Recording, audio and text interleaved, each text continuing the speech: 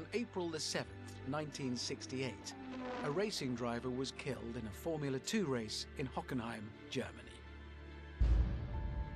Sadly, the driver's death was not a surprising occurrence, because such was the danger of the sport back then. He was one of 127 racing drivers who would die at the wheel that year alone. This time, though, the death sent shockwaves through the motorsport world, because it had just lost the man who was unquestionably the greatest racing driver of his day, and who many argue is still the greatest of all time.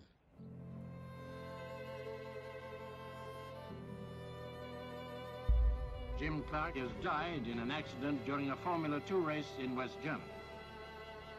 It was a terrible shock to everybody. It really knocked us all back. If there was anybody who was not going to have a fatal accident, it was Jim Clark, because he drove in such a way that he just didn't do the mistakes that other drivers did.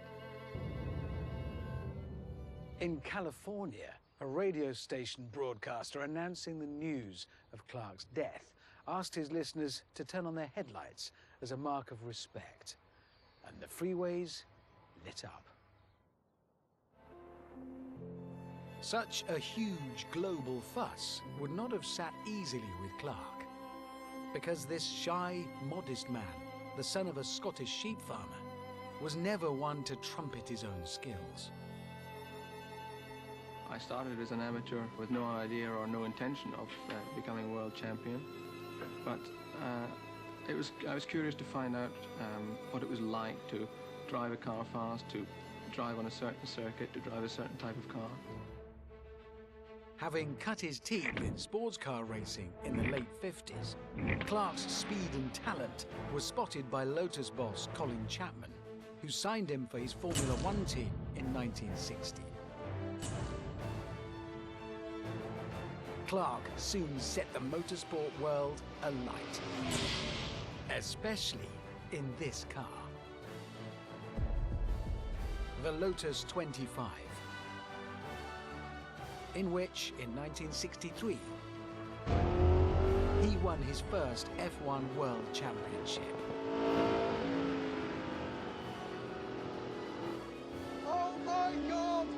I am sitting where Jim Clark sat!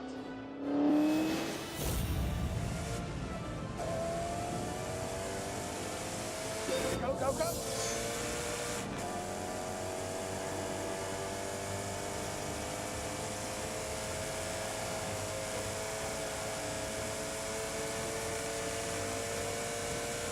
Try it now.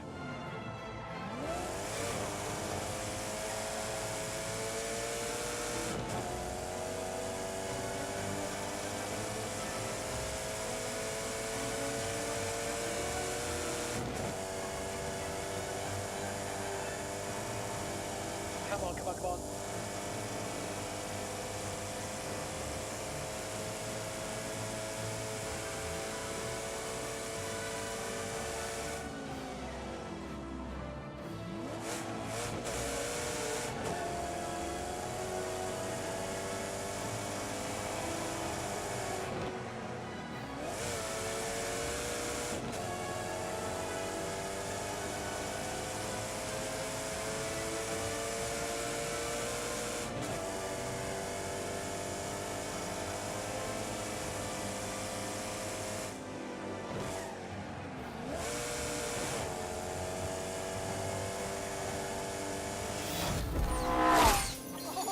This is electrifying! These were not powerful cars.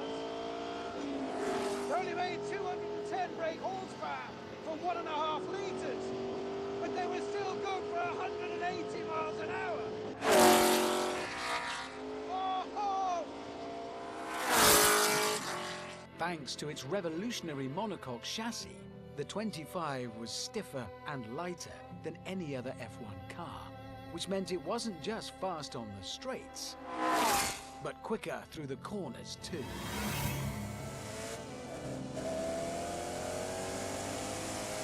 Begin.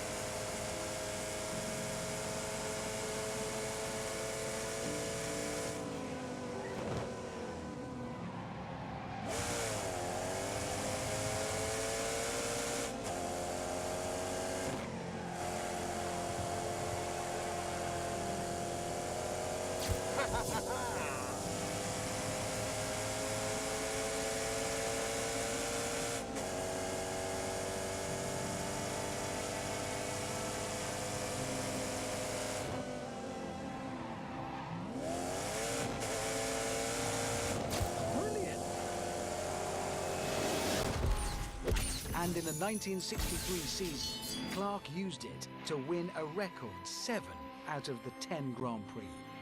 Winner is Jim Clark. Nobody could possibly catch him now. But 1963 was just a warm-up for what was to come. To get a true picture of Clark's genius, we must look at another year, 1965, when he hit heights no driver had reached before, or has done since.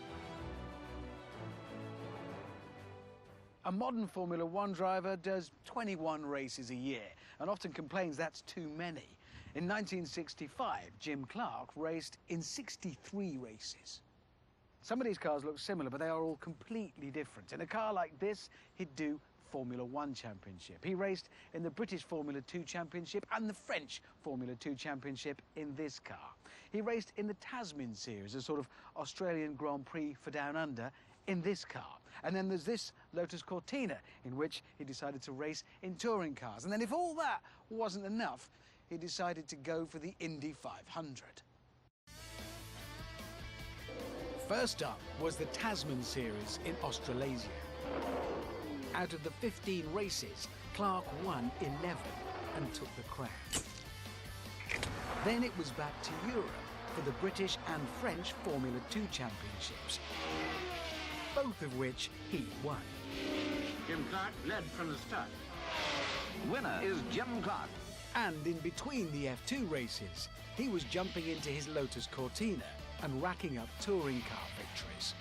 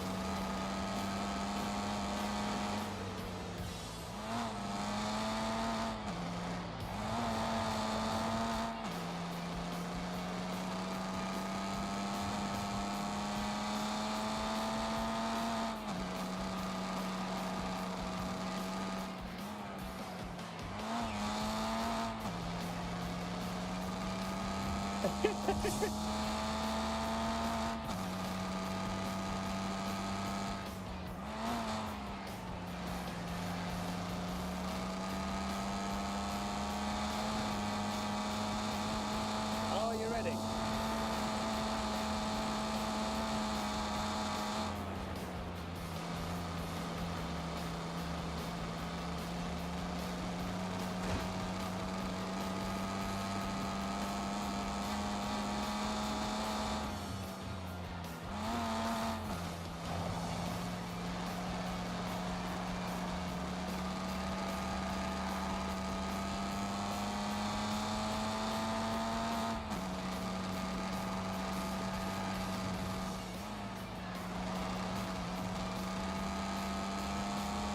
And on top of all that, there was America. The Indianapolis 500 has been called the greatest spectacle in racing. America's most prestigious race would be a tough challenge. oval racing at higher average speeds than he was used to, against seasoned Indy veterans.